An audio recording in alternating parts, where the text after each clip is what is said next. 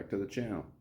Today I can show you how to make your own foundry. Now I have made a foundry in the past, although there were quite a few flaws in it. The first time I didn't add enough cement and it actually cracked open at once, and then the second time I've just painted over it and it's just sort of been chipping away in the corner of my garage. I didn't really use it that much because I wasn't very well prepared. I didn't have enough molds, nor did I have enough heat to melt everything. Even then my steel crucible cracked. Now there's a lot of mistakes I made there. I was making stuff in my garage when I still didn't have a whole lot of equipment. I have a little bit more now, and I think I have more experience to actually tell you how you can make your own foundry. Now there's a lot of good YouTube videos out there about it, and what makes this so special? I think that this would be a little more informative on how some of the more hotter foundries are made. A lot of the other ones that I've seen are from old small propane tanks, and I feel like that's just a little too small for me. I want to make some really big castings, and for at least my foundry I want to make sure that it's able to melt copper. A lot of the other really big ones, well, most of the other big ones only are able to melt aluminum, and as fun as that is, simply I want to make more stuff like bronze. So where do you start? I think a good tool you could use is something like Facebook Market or Craigslist, or even just going down to your regular old. I'm sure you'll find something good there. For example, I found a 100-pound propane tank on Facebook Market for only 60 bucks. That's automatically a really good start. However, if you really want to make your own customized foundry base, there's a lot of good ways to do that. You can just make it out of one big piece of sheet steel, cut it up, and weld it together. Some people even make theirs out of trash cans. It all depends how you want it to look. Now, one big issue I had with my old propane forge is that it just was really heavy.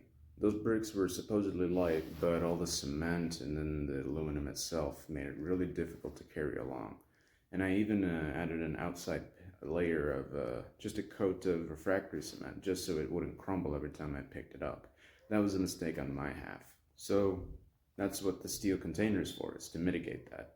However, the steel, the bricks, the KO, the refractory cement, that's all going to be really heavy. And as much as I like to carry all that heavy stuff in and outside of my garage whenever I want to melt stuff, I think it's a good idea to put it on some casters. So I think what a good idea is to have a very movable surface in case you need to move it really quickly for whatever reason, or if you simply just want to move it outside. I can't do it in my garage, unfortunately. Too many fire hazards. Now let me show you what I'm starting with. This is the 100-pound propane tank that I found on Facebook Market. For the past few days I've been airing it out. I opened up the tap so all the gas would come out, but from the smell of it, it's still coming out and is in no way, shape, or form safe to cut open. Now there's definitely a few things you need to do before you start cutting into this thing. You cut it open right now and you're going to explode. But what we're first going to do is take off that top lid so that most of the gas can easily escape. Then we're going to fill it with water. Alright, got a big old wrench here. Let's see if we can take that thing off.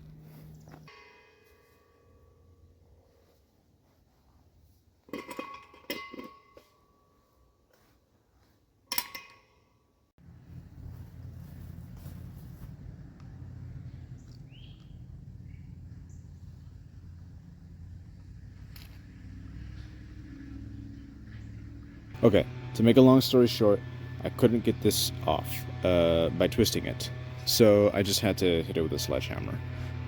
Very dangerous, especially if there's still gas in it. What I did is there was a little nut right here. You took that off to make sure that all the gas got out, or as much as we could. Then we hit it with a sledge. Now all we have to do is fill it with water. Wow, that only took an hour. So this thing's finally filled up and we can start cutting, because there's no more gas in this thing. Completely full of water.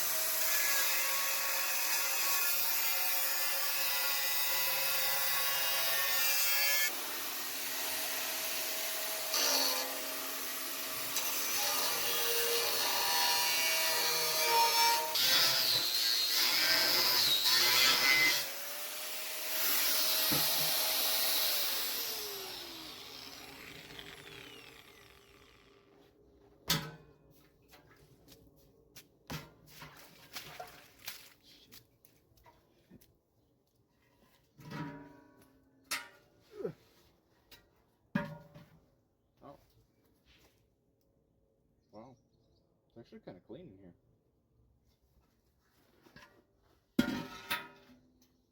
I was expecting a really big rust bucket. So we have half of our tank right here. And the moment I look inside of it, one thing becomes apparent. It's rounded off. And normally, well, not normally, because it's rounded off, that means that any fire bricks I put on the bottom are not going to stick very well. That's a bit of an issue. So we're going to need some kale wool and some fire brick to fix that.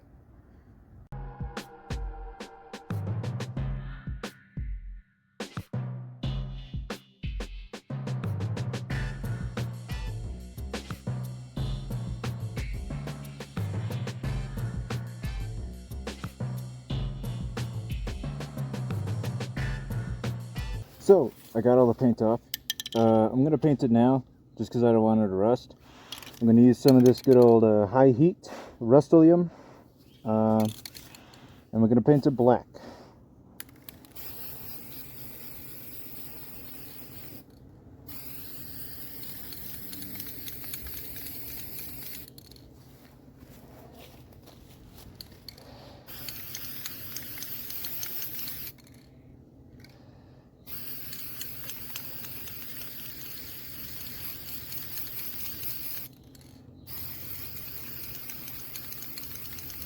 Looks like it's drying really quickly.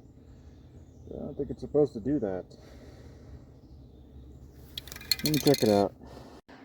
Well, I decided to paint the whole thing. Well, because I bought the paint, I'm going to use it.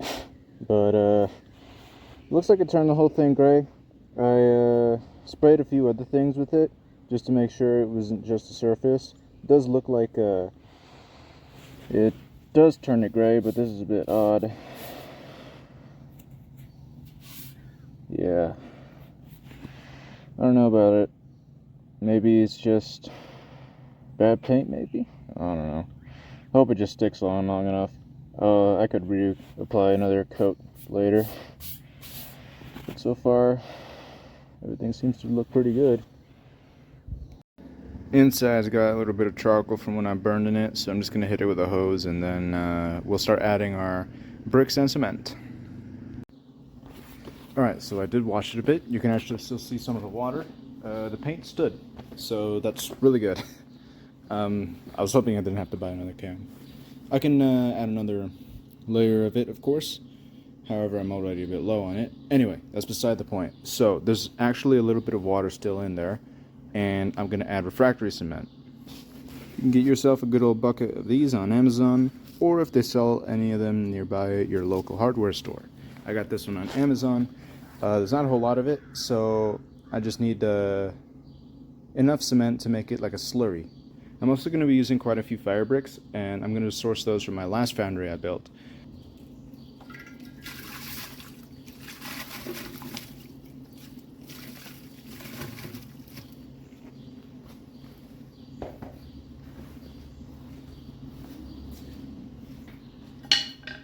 Really recommend you don't breathe this stuff in.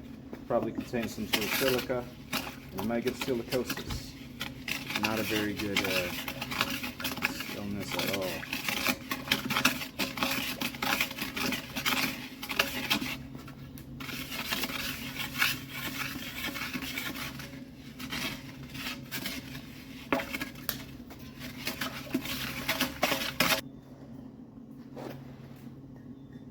I'm going to add these old bricks on the bottom, a little extra leeway.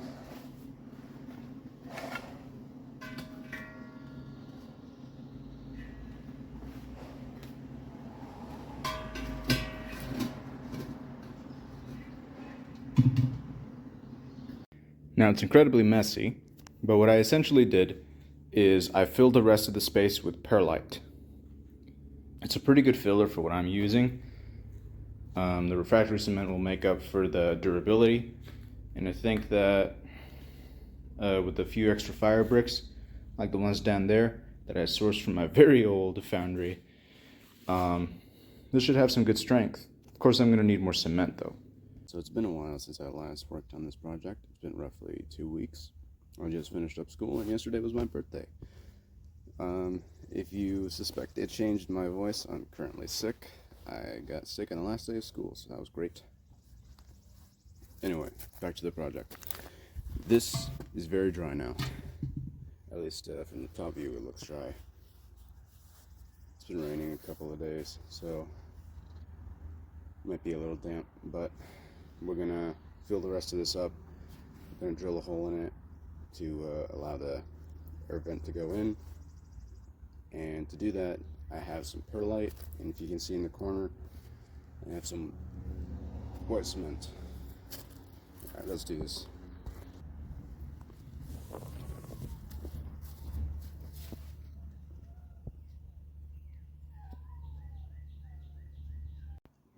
So the mixture I'm going to be using comes off a YouTube video, link in the description. But we're going to be using 5 parts perlite, 2 parts white cement, and 2 parts water. From the research I've done, this is about the most durable bang for your buck fire brick you can get.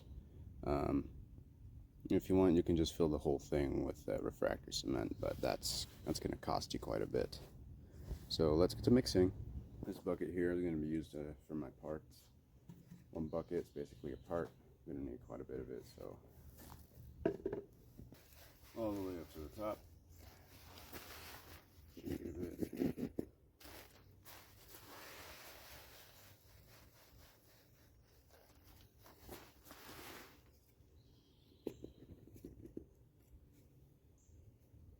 That's about 1 part right there.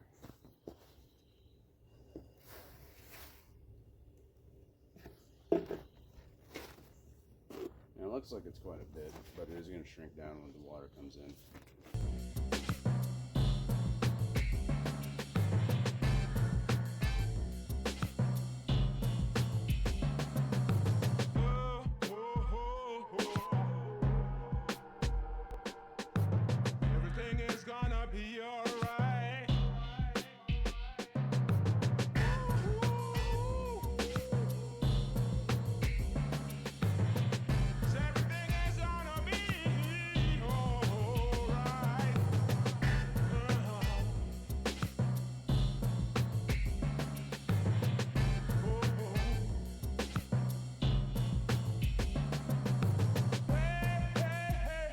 Alright, we have got all of our mixture in there, and it's 2 parts water. I recommend doing 1 part at a time. Put 1 part of water in, mix, and then the other, just so you don't have a mess of water.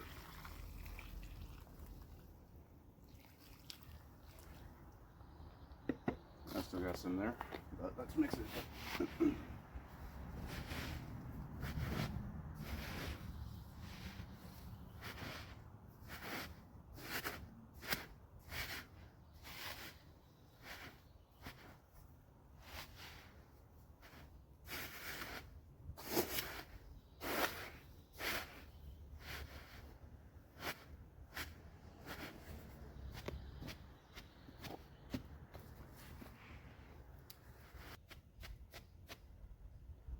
Alright, second bucket. Alright, pretty dang looking. That's pretty good looking. And that should do the trick. But I'm blind now, and I can't see very much. And before I add anything, I actually want to drill a hole into my furnace. The reason I'm going to do that is because I want to add a heat pipe, you know, for the propane to go in. So I'm going to drill a hole, then fill it up with concrete.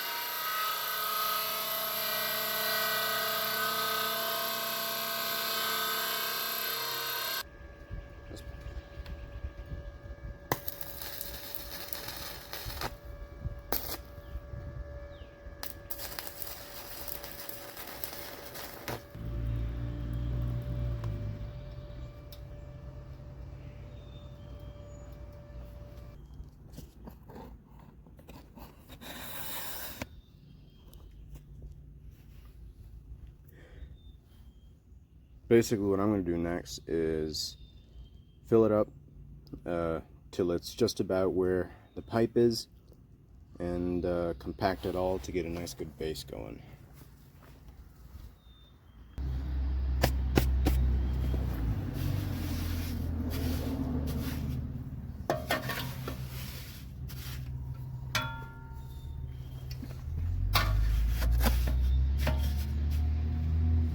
If you have a temp, this would be really helpful.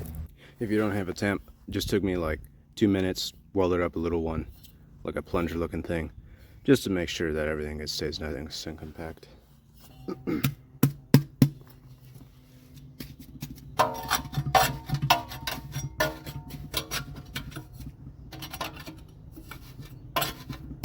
Like with the hole for the gas to be right above where the concrete is. Now we have to finish the walls.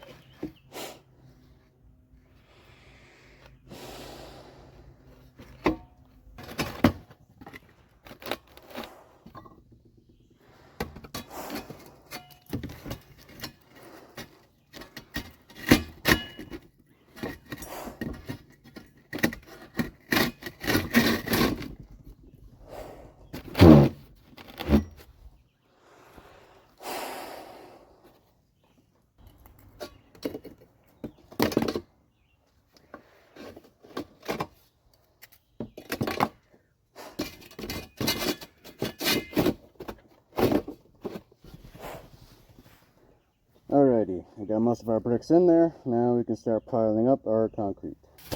Alright, clearly way too much. Holy fuck. I just spilled over on the goddamn floor.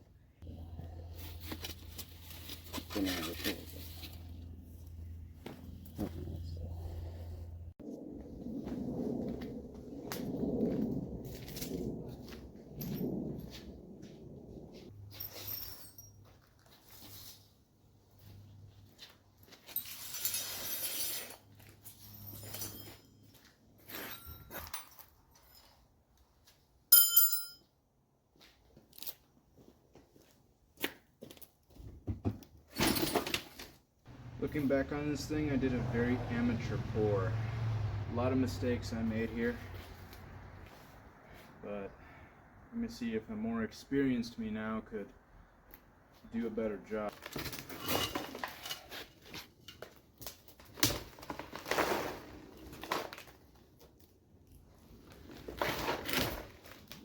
Yeah, that pour could have definitely been a lot better. I don't really know what I was thinking. Yeah, I would not be in there if I were you. A lot of cracks and stuff in here. Definitely hope you're doing a better job than I am. But I guess I'll pour some cement into here and see if that'll work. Hope so. Yeah, let's do that. Gonna plug the end of this up and yeah.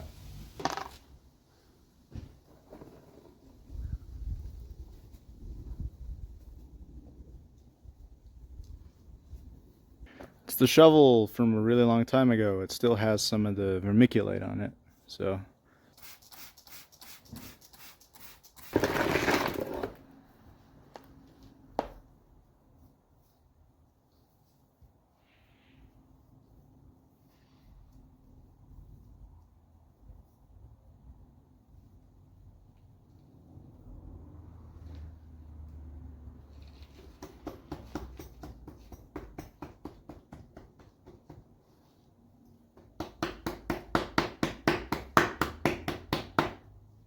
Looks incredibly wrong.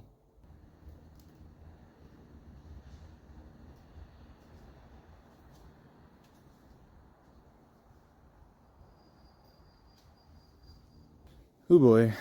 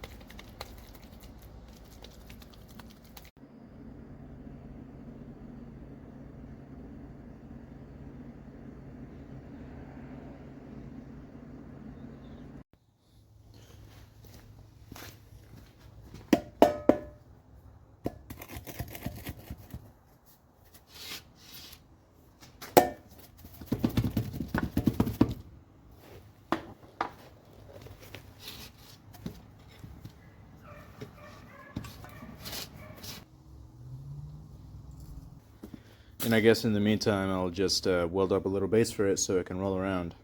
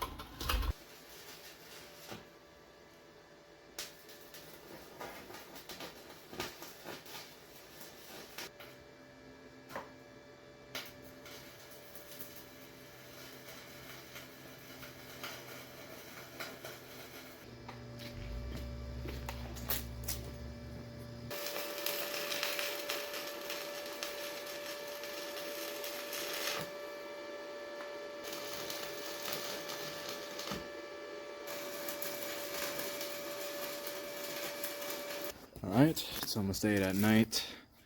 First test fire.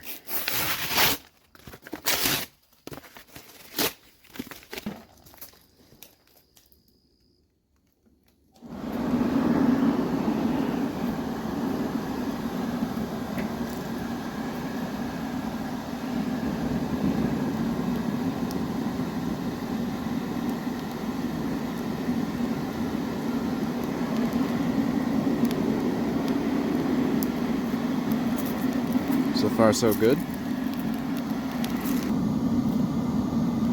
Quite a few sparks, but nothing that bad. It seems to be holding up really well. I added some regular wood, so there's a bit more smoke than normal. Looks pretty good.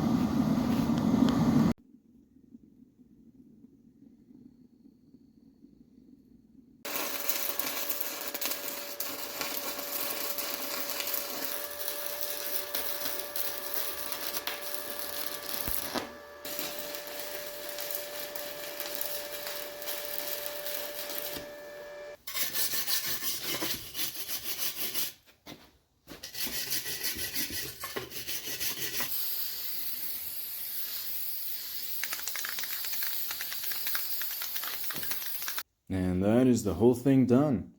This in total took around 5 or 6 months to complete. But for like 3 of those months, I didn't really do much. I didn't even touch it at all, actually. This will be very handy in some of my upcoming projects. I did make quite a few mistakes here. I really recommend just using KO wool and refractory cement for the insides. After the first few firings with this thing, some of that material was already crumbling off. It's still good, it's just not going to last as long as I hoped. For the maximum amount of efficiency with this thing, I really recommend you invest in quite a bit of KO wool and refractory cement. That way it'll last a very long time, and when you repair it, it'll continue to serve you well. This thing will serve me well in the current time. I'm definitely going to need to make a few repairs along the line, but ultimately it's doing pretty well. You'll see me use this very soon when I make a very key component when I cast it. But yeah, that's pretty much the whole video. Thank you so much for watching. Like I said, this is a very, very crude way to make a foundry. Much better tutorials out there if you are confused. Thank you so much for watching. My name is Nikolai Vasilyevich, and I'll see you next time. Later.